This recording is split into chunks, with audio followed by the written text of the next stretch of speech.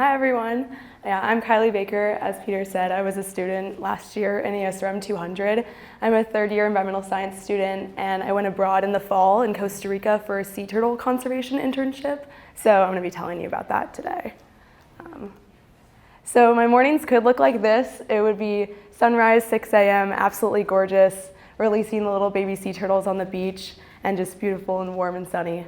But it could also look like this. I did happen to go during the rainy season, so pretty much the whole month of October it was pouring down rain. That's me trying to stay dry on the beach. We did have some trash dumps, which I'll tell you about later in the presentation. Normally the beach would be pristine and we would show up and there'd be just tons of bottles skewed across it. There was also a lot of dangerous creatures there. This bottom is the Brazilian wandering spider, which is a very venomous snake, and my friend Alex took this photo. It was in his cabin. And then there was also the fer-de-lance snake, which it's really hard to see because it camouflages well, but it's the deadliest snake in Central and South America.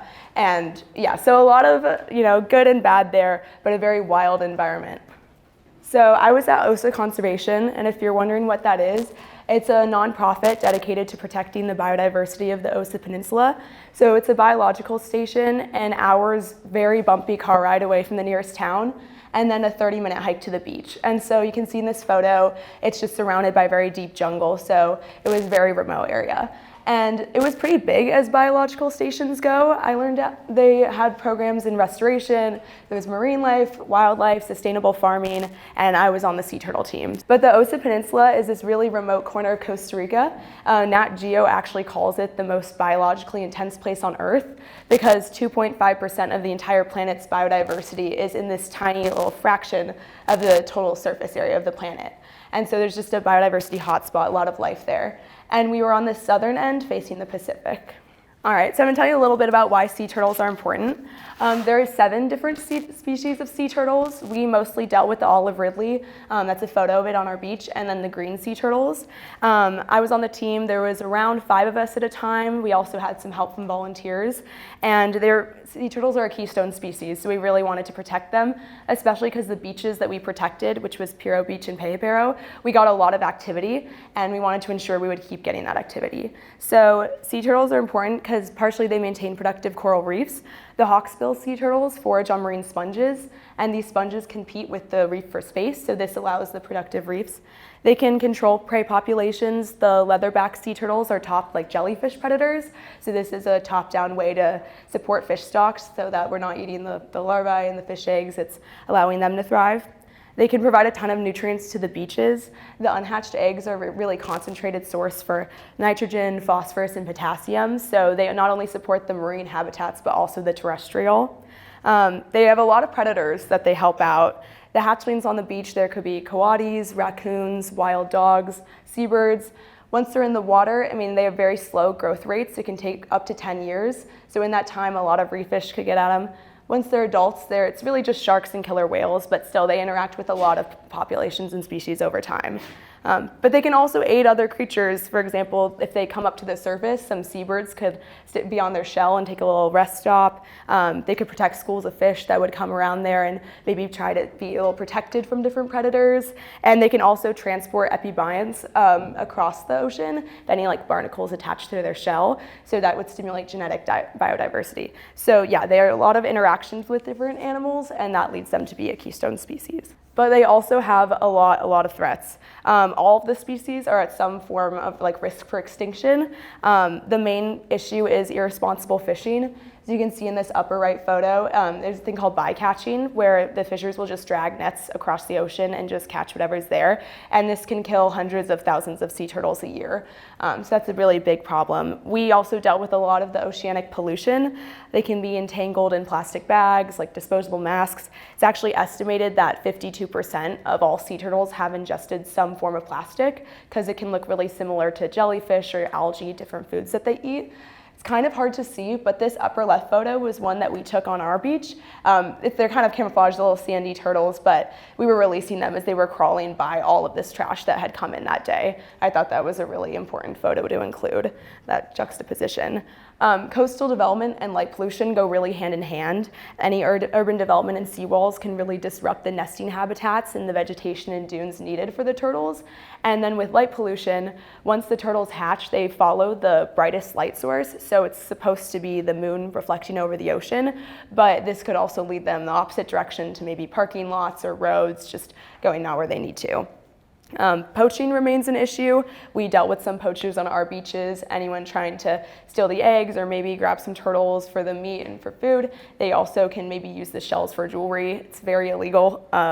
Also climate change, it can affect the eggs like as soon as development, because the warmer a nest is, the more likely it is that it's going to be female. And so with the rising temperature, it's going to disrupt the balance of the sexes. Ocean acidification can lead to less shelled organisms that they eat for food. Sea level rise and increase in storms can erode the beaches, just lots of issues that they're facing. So since we dealt with so many turtles coming to our beaches, we wanted to protect the populations as much as possible.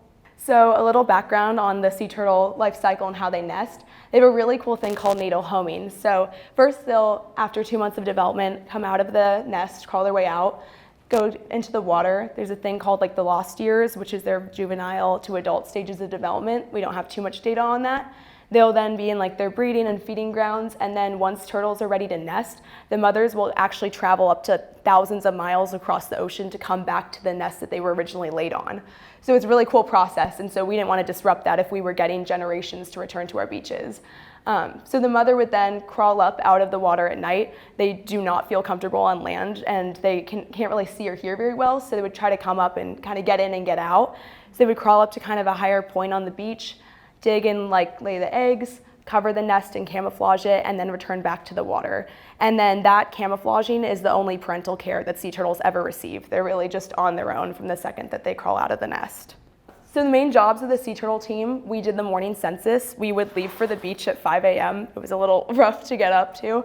So we do the 30-minute hike to the beach, and then some people would go to the hatchery, which I'll tell you about in the next slide. But then people would go on the census. So we would walk down the beach and look for any activity, and you could see the tracks kind of look like tire tracks on the beach, and then this bottom photo is an example of a nest. Usually it's a bit more camouflaged, but that was a really great photo to show it. So if we would found a nest, we would probe it with sticks. It wasn't a very elegant way of doing it, but you'd poke it, and then you would find the egg chamber if the stick kind of gave out beneath you, which meant that it would found the hollow area. So then one person would collect the data, the GPS point, what sector of the beach we were on, as the other person would then dig and try to collect the eggs. And we would relocate the eggs because the beach was also really prone to predation. There's these animals called coatis. They kind of look like a cross between raccoons and dogs. So they're really cute. It's kind of hard to hate them, but they sniff out the nest really well. And so if we were just a few hours behind getting to the beach, they could have already predated it. And like I said, that since sea turtles are very at risk for extinction, we wanted to ensure the best survival rate. So we would then put it in the bucket and take it to our hatchery. So our hatchery was a structure which it was made out of bamboo and mesh. It was on the beach in a certain sector. And so this is when we would relocate it. This bottom left photo is what it would look like. We pretty much redig the size of the nest, put it in, cover it with a basket, and then in 2 months they would hatch. And we would have the baskets, so one, they wouldn't be just wandering loose throughout the hatchery, but we would know which were for which treatment. And so the hatchery people who would go straight here would look at the baskets, and it would be always really cool to see, you could see them kind of wriggling around and know when they were ready. And then we would count and release them. And we would really try to do it as soon as possible, because the turtles, they will absorb their egg, like the egg yolk sac, and they only have a certain amount of energy. And since we want them to get into the ocean and start swimming as soon as possible, we don't want them wasting it just being in the basket. So we would really try to make that a priority to get to the beach as soon as possible. So we would release them, like the first photo I showed, really cute, letting them crawl towards the water. But then the hatchery people would also perform excavations, which was my least favorite part. It's the kind of grosser side of field work. It's when 2 days after a nest had hatched, we would dig it up and we would see like what went wrong. We would release any live turtles below the surface, but if any eggs were partially developed, half developed, we would then have to open them and see. So there could have been like maggots, mites, fungi, roots. It would be really gross, but that's just part of field work. I mean, you would get both sides of the coin there. Does anyone know why we maybe release the sea turtles higher up on the beach and let them crawl themselves to the water? Any ideas? Yeah, that's a really great point. Kind of, that's partially it, so they can warm up, get ready, get used to the movement. I mean, as you can see, my friend Alex took this photo, I really love it. That wave looks really big to it. It's like at my ankle height for me, but so just so they can get ready and not get absolutely like blasted by the waves. But also a main thing is natal homing. Scientists believe that time on the beach is when the hatchlings can imprint on it and learn the chemical cues and maybe the magnetic field, so they almost make a mental map to return to as they're crawling. So like I said, we want to have the generations of turtles keep coming back, so we didn't want to mess with that process. We also did night patrols, which were really cool. It was when we would go to the beach, we'd have like no light except maybe red light, which is they can't really see the red light very well, so we didn't want to disrupt the turtles. If they got too scared, they'd maybe do a false crawl. A false crawl is when a turtle would come up on the beach and they would either start to nest or they would like immediately turn right around. And that would be really bad because then they would lay the eggs just in the ocean, release them. And so we wanted to cause like the least stress possible. So be really careful, walk the beach and look for any activity. And if we saw a turtle, we would wait until it was at the egg laying stage. Because what's really interesting is once they're laying the eggs, the mothers go into this kind of trance-like state where they can't really see or hear anything. So that's when we can then approach her and perform a health assessment, collect the eggs. It may look like this photo, like we were right up in her face, but she really could not have seen us. So we relocate the nest to the hatchery and then release any that had hatched at night. And it was always really cool to go to the beach and never know what you were gonna find. And then also beach cleans were really important for the sea turtle team. So if a mother is starting to nest and there's too much pollution or waste on the beach, she could then do a false crawl. And so we wanted to keep it as pristine as possible. Normally it would look like this middle photo, just like gorgeous, maybe collecting some pieces of trash, but this was an example of one of those trash dumps. You can almost see the bottles are like aligned with the wave. And one of our interns is actually looking into this further because we think that some ships were illegally just dumping everything out into the water and it happened to like catch a current and end up on our beach because a lot of the bottles would be from the same location or the same type. So we're trying to look into that further. And then also there's a photo of a hermit crab with a plastic shell that I took that it was really sad to see, but I thought it made a good picture. So we would collect and classify all of the trash. So like my main projects while I was there, I made this like 33-page comprehensive sea turtle manual about sea turtle conservation, but also the tasks that we did at Osa. I felt like there was a little bit of a gap between the communication of Osa and any prospective interns. I mean, it's a pretty big commitment to move to the jungle for 3 months, so I thought it'd be almost better to have too much information down so that any interns could then be sent it and really have an idea of what they're getting into. But I also had a lot of photos, just trying to make it more engaging. And then I made a shorter version of just general sea turtle conservation that wasn't specific to Osa and the tasks that we did. I did weekly journals, I'm sure you probably do with Peter to keep him updated. I made this shareable infographic, which is like the Instagram story dimensions, just trying to raise awareness. My friends and family shared it. A staff interview, currently working on a paper with Osa about the different treatment groups we had for the hatchery, because we had them based off of distances and like a warm versus cold. So we're currently working on that data.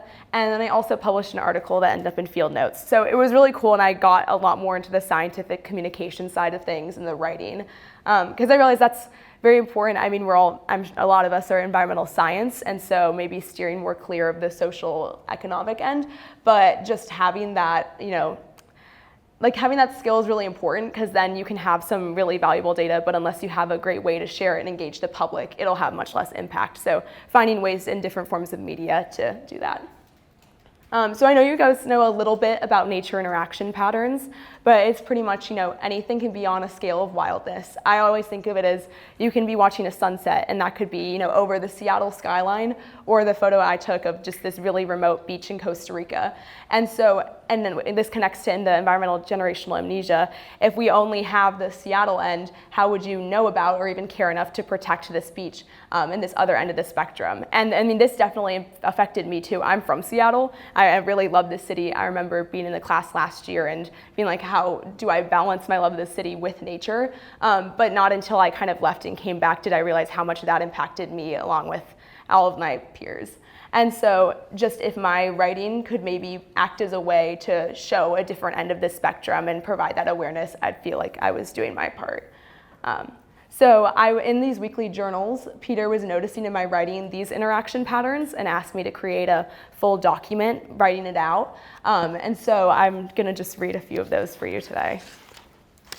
Okay, so this was when we went to Matapalo Beach. We weren't able to swim at our beach because the currents were really dangerous, but it was obviously, you're in Costa Rica, you wanna go swimming. So a few times we would go to a little surf town nearby, and I'm gonna read it for you.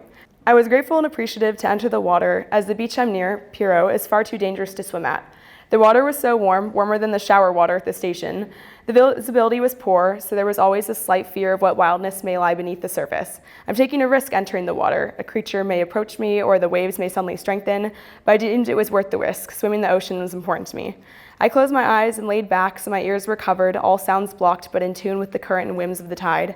In a way, I felt I was honoring the water and great power it possesses by surrendering to it, if only for a moment.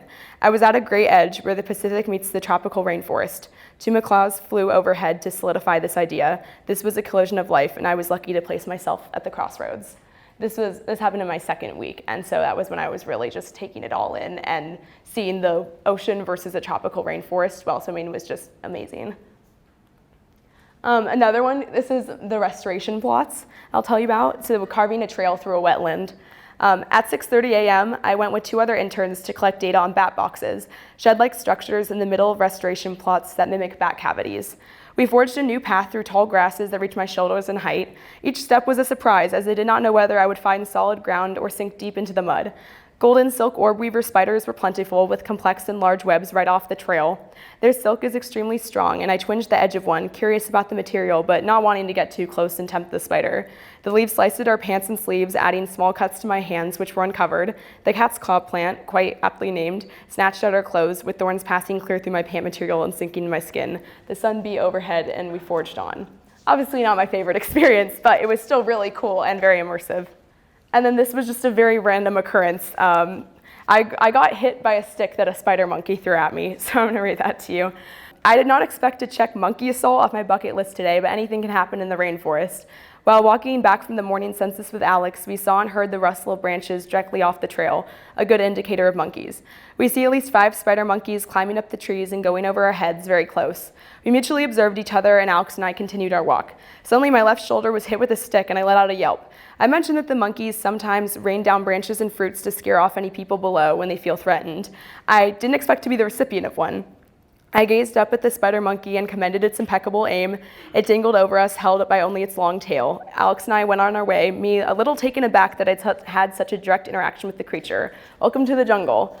So as you can tell, I was just very much surrounded by all this wild nature, and it felt different from a city versus if you're walking on campus and whatever, there's a squirrel and it's gonna run right away from you.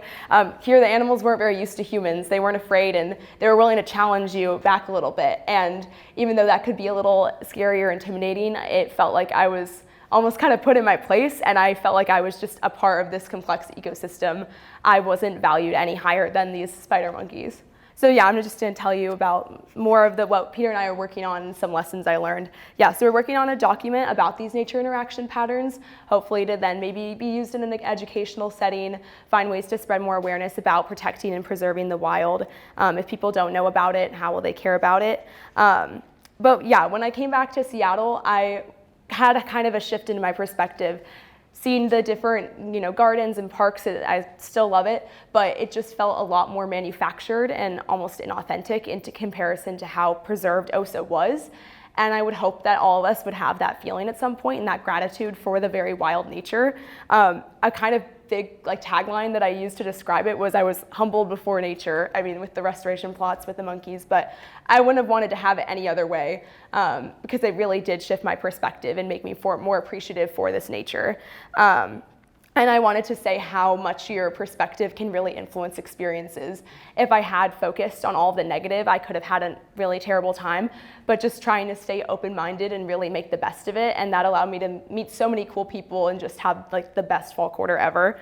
And also push yourself to go outside your comfort zone. I mean, I'm from Seattle and I went to UW, so I didn't go very far. So this was a big challenge for me. And I learned that, going outside your comfort zone and new experiences can lead to the most challenges, but that also leads to the most potential for personal growth. So to really make the most of your time at UW, and I encourage you to try to study abroad if you want to. But thank you so much for your time. I appreciate it.